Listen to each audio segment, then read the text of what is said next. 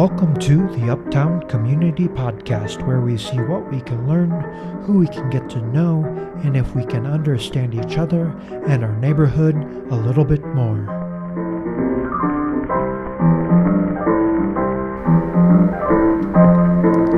I was extracted to Michigan for the holidays. I have recordings with people being released and finishing up those remotely.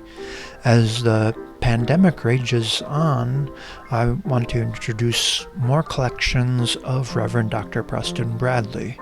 This is a collection that was sent in from Mr. Peterson in the suburbs, who had recorded Preston Bradley when he was in Chicago. This is a lecture instead of the inspirational messages, so this is about 10 minutes long. This is a bare bones episode, meaning that it is just Preston Bradley. So I hope in the future to have commentary from other people. Maybe I'll track down somebody to record, and if you'd like to volunteer, you can message me on Facebook or email uptowncommunitypodcast@gmail.com. Let's get right into it.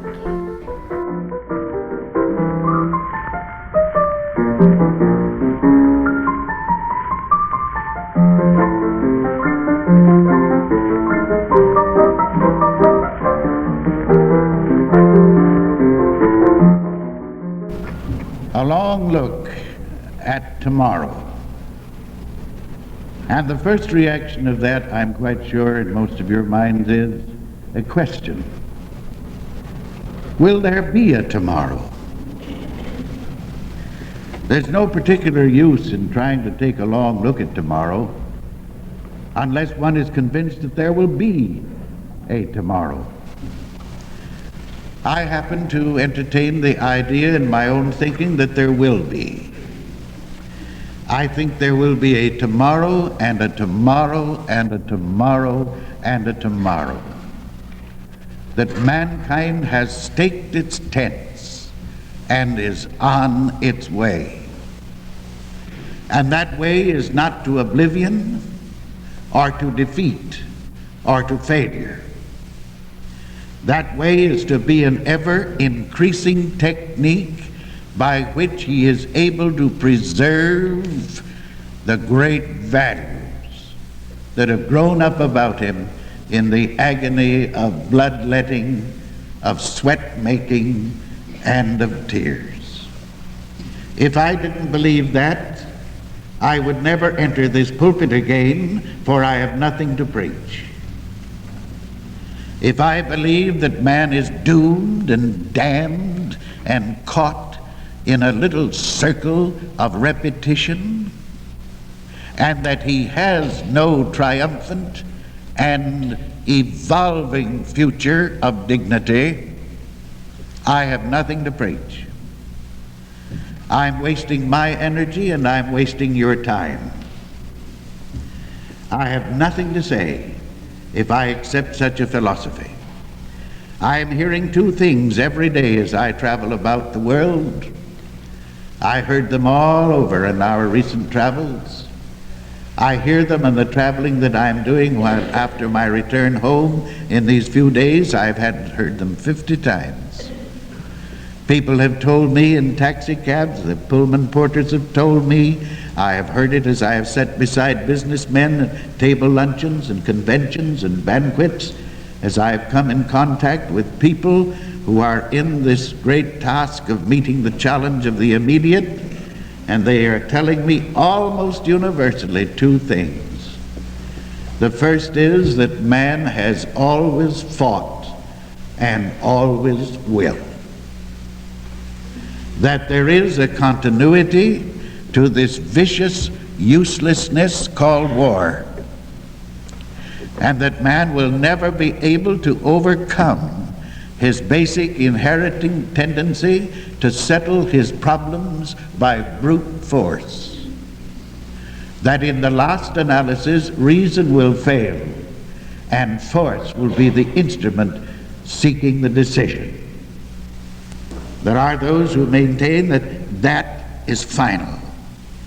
Man has always fought and always will. If I believed that, I would never preach another sermon. I have more respect for the creative impulse of the divine than to believe that man could be stimulated by the ideals of love and peace and freedom and be eternally damned from ever realizing them. What kind of a world would that be? What kind of a God would that be?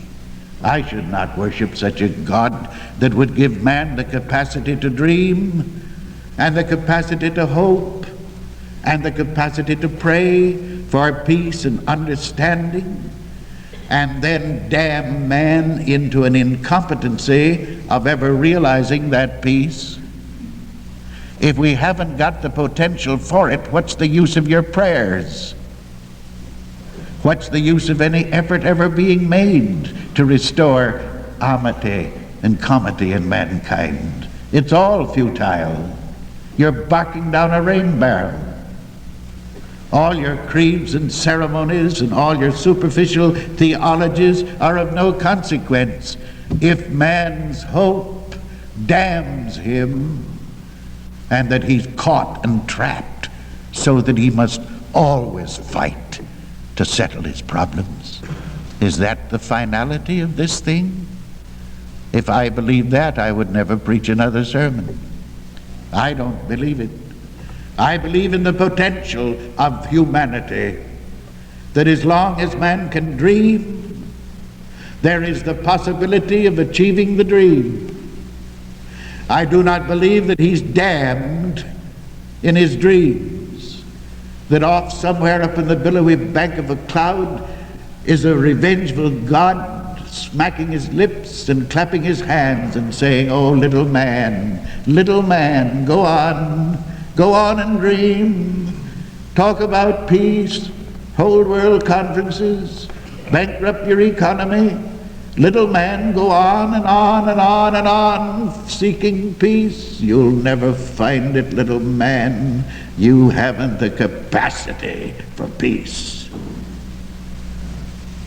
That's the only conclusion anyone can draw who says man has always fought and always will, that he has no capacity for peace. The only conclusion he can draw. And the other thing is that history repeats itself. If I believed that history repeated itself, I would believe that man is trapped, that he's caught in a little vicious circle, and there's nothing he can do about it. Nothing. If history repeats itself, it's only a continuity of mistaken nations, the lust for personal power and pride of dictators and tyrants, the coming and going of kings and empires. If this is only a circular attitude of man's development, God, why didn't you enjoy your valleys and your great seas and your beautiful prairies and your mountains? Why didn't you just sit on that cloud and enjoy your creation, your beautiful earth, all of it, and leave man out of it? Why did you ever create him in the first place if he's caught and trapped, and that the bloodshed of the centuries, the agonies and the tragedies of the centuries, he can never do anything about, only repeat them and repeat them and repeat them and repeat them? Oh God, you should have left man out and enjoyed your own creation forever. But you didn't.